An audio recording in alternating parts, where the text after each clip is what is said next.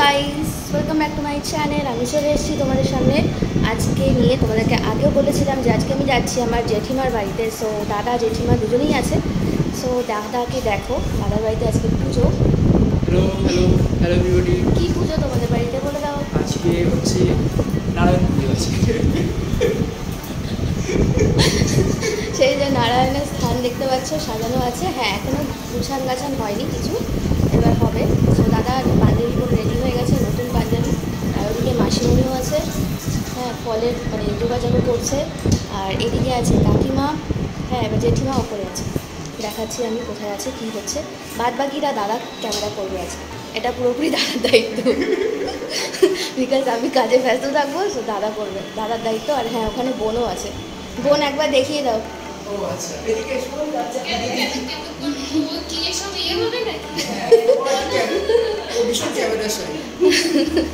আচ্ছা ঠিক আছে, ও একটু লজ্জা পেয়ে গেছে। চলো টাটা, এবার পরের টেকগুলো দেবে। টিফিনগুলো করছে, দেখি তোমার মুখটা একটু দেখি।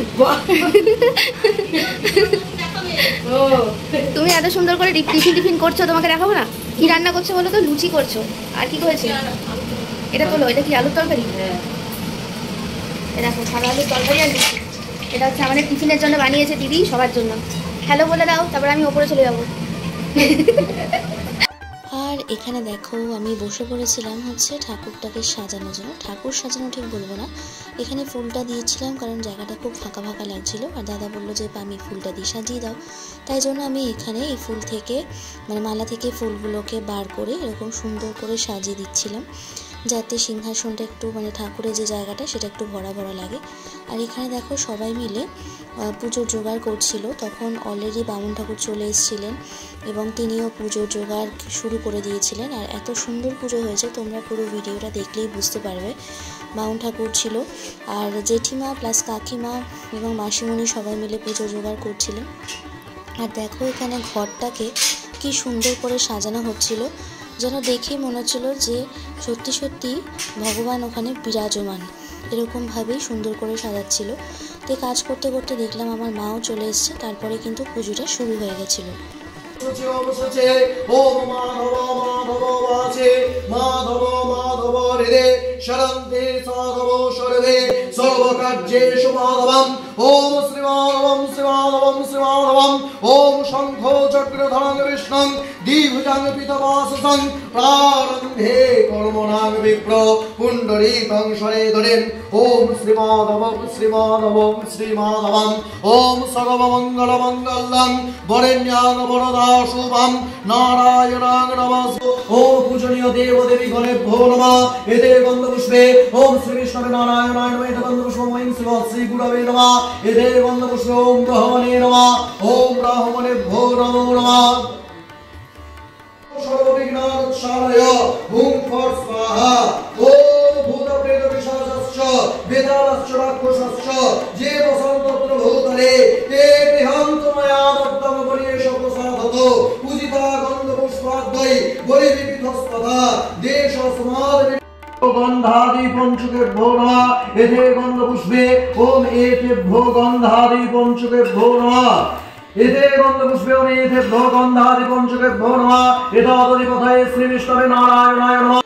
তারপর আমাদের এখানে শুরু হয়ে গেছিলো হচ্ছে আরতি করা, মানে পুজো প্রায় শেষ পর্যায়ে চলে এসছে। আরতি করা যখন শুরু হয়ে গেছিলো, আমরা সবাই সেখানে উপস্থিত ছিলাম এবং সবাই বেশ ভালোভাবে আরতি দেখছিল।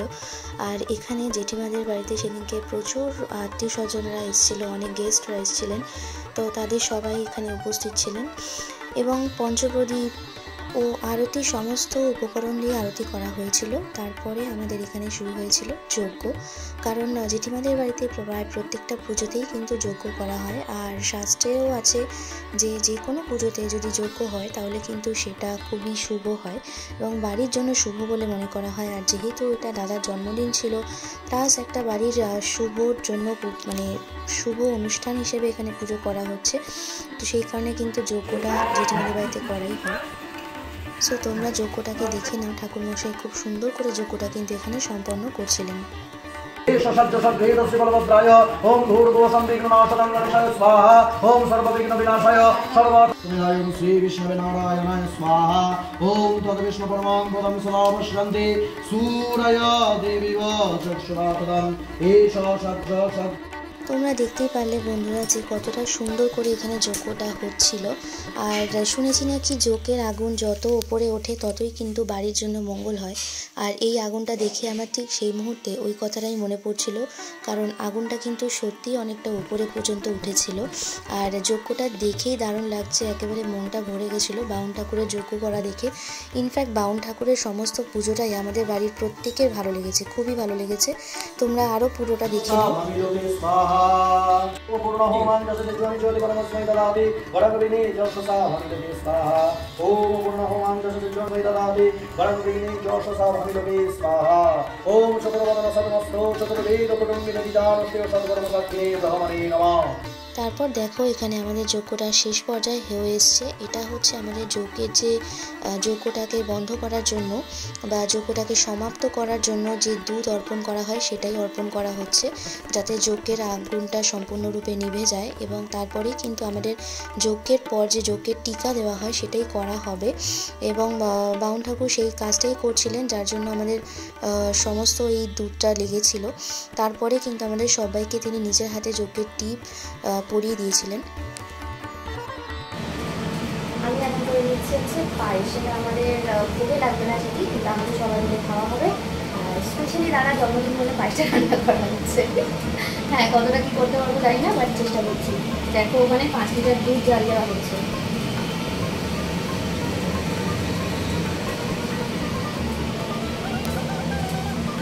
আর এই হচ্ছে প্রথমে চাল, এটাকে আমি ঘি দিয়ে মাখিয়ে রাখছি। মাখিয়ে রাখবো, এর ফ্লেভারটা খুব সুন্দর আসবে, তাই জন্য ঘি দিয়ে মাখানো হচ্ছে। এবং এটাকে রেখে দেবো যতক্ষণ না দুধটা জাল দেওয়া হচ্ছে। এবার এই দুধ ফুটিয়ে ফুটিয়ে সেটাকে মোটামুটি 1 লিটার কমাতে হবে। মানে চাল যত ফুটবে তত দুধটা দেবে, একটু ভালো হবে। তারপরে কি চিনি দেবে, চিনি করবে বা বাতাসা করবে। তারপরে আগে থেকে না মিষ্টি করে একসাথে দিলে গিয়ে চালটা সেদ্ধ হবে। চাল সেদ্ধ হবে না তখন মানে সেদ্ধ হবে, দেরি হবে, শক্ত শক্ত হবে। চালটা পুরোপুরি সেদ্ধ হয়ে যাবে, কমপ্লিট হয়ে যাবে, তারপরে কি করবে ওই কাজু কিশমিশ। তারপরে আমরা এখানে বসে পড়েছিলাম, যেহেতু আমাদের পুজো শেষ হয়ে গেছিলো তাই জন্য সবাইকে প্রসাদ বিতরণ করা হবে। তাই জন্য আমি এখানে বসে পড়েছিলাম সিন্নি মাখতে, কারণ নারায়ণ পুজো কিন্তু সিন্নিটাই হচ্ছে মেন প্রসাদ। আর এখানে আমার মা বসে পড়েছিল মানে ফল প্রসাদগুলো ডিভাইড করার জন্য, সবাইকে ভাগ করে প্রত্যেকটা প্লেটে ফল প্রসাদগুলোকে দেওয়ার জন্য। আর আমি এখানে মাখছিলাম সিন্নি। তবে সত্যি কথা বলতে আমি জীবনে প্রথম সিন্নি মাখলাম, আমি আগে কখনো সিন্নি মাখিনি। যা আগে যতবারই হয়েছে ততবার আমার মা অথবা দিদা করেছে, আমি কিন্তু এইবার প্রথম করেছিলাম। আর যাই হোক, সবাইয়ের মানে সবার খুব পছন্দ হয়েছে, সবাই খুব ভালো বলেছে যে সিন্নিটা নাকি খুব ভালো মাখা হয়েছিল। তবে আমি মনে করি যে ঠাকুরের প্রসাদ কিন্তু যেরকমভাবেই করা হোক না কেন, ঠাকুরের প্রসাদ হলে সেটা অটোমেটিক্যালি কিন্তু তার টেস্টটা কিন্তু বেড়ে যায়। তারপর দেখো এখানে সবাই খুব তৃপ্তি করে এখানে ফল প্রসাদ খাচ্ছিল, মানে ঠাকুরের প্রসাদ খাচ্ছিল। আর এখানে বসে বসে কাকিমা, জেঠিমা, মাসিরা সবাই গল্প করছিল। তারপরে চলে গেছিলাম খাওয়ার দিকে, কারণ দুপুরবেলা খাবারের টাইম হয়ে গেছিলো। আর এখানে খাবারের আমাদের হোম ডেলিভারি হয়েছিল, চলে এসছে পোলাও, আর হয়েছিল আলুর দম, বেগুনি, আর হচ্ছে চাটনি। আর এখানে ছিল হচ্ছে পায়েস, যেটা আমি বাড়িতে বানিয়েছিলাম, মানে যেটা আমি নিজের হাতে বানিয়েছিলাম দাদার জন্য, মানে যেহেতু দাদার জন্মদিন হিসেবে এখানে পায়েসটা বানানো হয়েছিল। তারপর সবাই এখানে খেতে বসে পড়েছিল, আর আমরা নিজেদের মধ্যে নিজেরাই সার্ভ করে দিচ্ছিলাম। দাদার যে কতগুলো বন্ধু এসেছিল তারাও কিন্তু প্রচুর কাজ করেছে, তারাই বেসিক্যালি মানে সার্ভটা করেছে। প্রথম ব্যাচ বসে গেছে খেতে, তারপরেও কিন্তু আর একটা ব্যাচ বসেছে। আর আমরা কিন্তু প্রায় সবার লাস্টের দিকে খেয়েছিলাম। খুব মজা হয়েছিল, আনন্দ হয়েছিল, দেখতেই পাচ্ছ। আর এই বাচ্চা পিচকেগুলোকে দেখতে পাচ্ছ, এরা কিন্তু খুব মজা করেছিল। হ্যাঁ, সবাই মিলে সেদিনকে দুপুরবেলার খাওয়া দাওয়ার পরে আমরা চলে গেছিলাম হচ্ছে ছবি তুলতে। আর আমার এখানে মামুনিকে দেখো, মামুনির হচ্ছে আলু ফেভারিট, তাই আমাকে আমি ভিডিও করছি বলে মামুনি দেখাচ্ছিল যে দেখ আমার পাতে কত বড় আলুটা পড়েছে, এরকমই একটা ব্যাপার। আর আমার দাদার একবার এক্সপ্রেশনটা দেখো, খালি এক্সপ্রেশনটা দেখো, মাঝখানে কীরকমভাবে এক্সপ্রেশন দিচ্ছিল। আর আমরা সবাই মিলে তখন মানে যেহেতু খাওয়ানো হচ্ছিল তো তাই জন্য আমি করছিলাম হচ্ছে ভিডিও। আর আমাদের খাবার সময় কিন্তু সত্যি কথা বলতে কেউ ভিডিও করেনি, জাস্ট ছবি তোলা হয়েছিল। তাই কতগুলো ছবি তোমাদের সাথে শেয়ার করলাম এখানে, যেগুলো আমরা যখন খেতে বসেছিলাম লাস্ট ব্যাচে, মানে আমরা দাদারা সবাই মিলে, দাদার ফ্রেন্ডসরা সবাই মিলে, তখন কিন্তু ভিডিও হয়নি, তখন জাস্ট ছবিটাই তোলা হয়েছে। আর এটা কিন্তু হচ্ছে সেকেন্ড ব্যাচের খাওয়াটা, ঠিক আছে। তো সেকেন্ড ব্যাচের খাওয়াতে বসে পড়েছিল সবাই মিলে। খাওয়া দাওয়ার পরে তারপর আমরা চলে গেছিলাম ছাদে ছবি তোলার জন্য। ছাদে গিয়ে ছবি তুলতে কিন্তু খুবই মজা হচ্ছিল, কারণ সেই সময় যে ক্যামেরাম্যান তাকে মাঝখান থেকে খুঁজে পাওয়া যাচ্ছিল না, অনেক সময় ক্যামেরাম্যানের পোজ ঠিক পছন্দ হচ্ছিল না। যাই হোক, তারপরে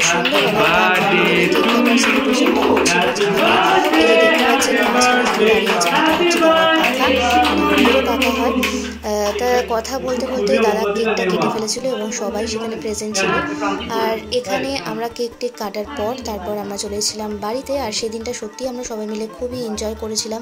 তো কিছু কিছু ফটো যেগুলো তোলা হয়েছিল সেদিনকে সন্ধ্যেবেলা এবং সারা দিন ধরে, সেগুলো তোমাদের সাথে শেয়ার করলাম। আর যে সিঁড়ি দিয়ে উঠে আসে দেখতে পাচ্ছ, এটা হচ্ছে দাদার বোন, মানে এটা আমাদেরও বোন হয়। তো কেক টেক খাওয়ানোর পরে কিন্তু আমরা আবার বাড়ি চলে আসলাম এবং সেই ছবিগুলোকে তোমরা জাস্ট দেখে নাও গাইস, খুবই সুন্দর হয়েছিল। তবে একটা ফ্রেমের মধ্যে যে এতগুলো মানুষ একসাথে দাঁড়িয়ে ছবি তুলেছে এটাই কিন্তু অনেক। আমিও মাঝখান থেকে কতগুলো ছবি তুলেছিলাম যেগুলো তোমাদের সাথে শেয়ার করেছি। কেমন লেগেছে অবশ্যই কিন্তু কমেন্ট করে জানাতে ভুলো না। ভালো লাগলে একটা লাইক করে দিও আর চ্যানেলটাকে সাবস্ক্রাইব করে চ্যানেলের সাথে থেকো। আর আমার দাদাকে ভরে ভরে আশীর্বাদ করো যাতে খুব তাড়াতাড়ি দাদার বিয়েটা হয়ে যায় এবং ভবিষ্যৎটা যেন খুব ভালোভাবে কাটাতে পারে। আর এই হচ্ছে সেই ব্যক্তি, মানে সেই মহান ব্যক্তি যার জন্মদিন আমরা আজকে সেলিব্রেশন করেছি। আর আমার দাদাকে যে দেখে যদি কারোর পছন্দ হয়ে থাকে, আপনাদের যদি পরিবারের মেয়েদের সাথে বিয়ে দেওয়ার জন্য বলে থাকেন, তাহলে অবশ্যই কিন্তু আমার সাথে যোগাযোগ করতে পারেন। আমি কিন্তু আমার দাদার কাছে সেই সংবাদটা পৌঁছে দেবো। সো দাদার একটা লাইফ পার্টনার খুঁজে নেওয়ার জন্য আমি দায়িত্বটা নিয়ে নিলাম। তো যাই হোক, এখানে আমরা শেষ করছি ভিডিওটা। তো তোমাদের কেমন লেগেছে অবশ্যই কিন্তু আমাকে কমেন্ট করে জানাতে ভুলো না। তোমাদের সাথে আবার পরবর্তী ভিডিওটা দেখা হবে। শেষ করছি এখানে, দেখা হচ্ছে খুব তাড়াতাড়ি। টাটা।